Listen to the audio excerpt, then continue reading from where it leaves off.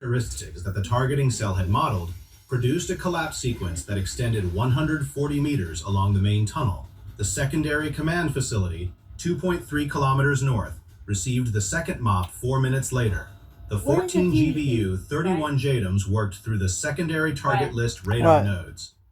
Communications infrastructure, logistics facilities in the 12 minutes before the B-2 began its turn west and the long flight back to Missouri.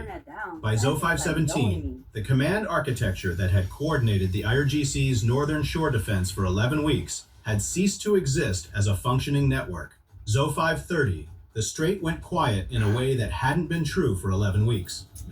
4 coastal missile battery complexes destroyed, 2 submarines gone, 8 College FARS ballistic missiles intercepted before reaching engagement range of their target, 16 C-802 anti-ship missiles eliminated without a single hull touched, the underground command network that connected every remaining IRGC asset along the northern shore, rubble.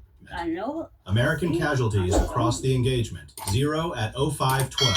The Chinese Type 055 destroyer that had been operating 60 miles east of the engagement area turned south and requested permission to transit the strait. Permission was granted without incident. The vessel transited and continued toward the Gulf of Oman. Beijing had been watching. Beijing had recorded everything. No, you didn't. What Beijing's senior military leadership concluded from watching 2 Russian-assisted submarines, 8 ballistic missiles, and a complete coastal defense architecture fail in a single 4-hour window is a matter for those who read the internal assessments that followed. What is observable? China made no formal protest regarding any aspect of the night's operations. The public statements from Beijing over the following week were notable for what they didn't say. The architecture of what happened that night had been building for months before the first missile left its launcher. Pakistan's phone call forced Iran to choose between Saudi Arabia and economic survival. Iran chose economic survival, which eliminated its most escalatory option and left it with the middle choice, the deterrent salvo that wasn't deterring anything.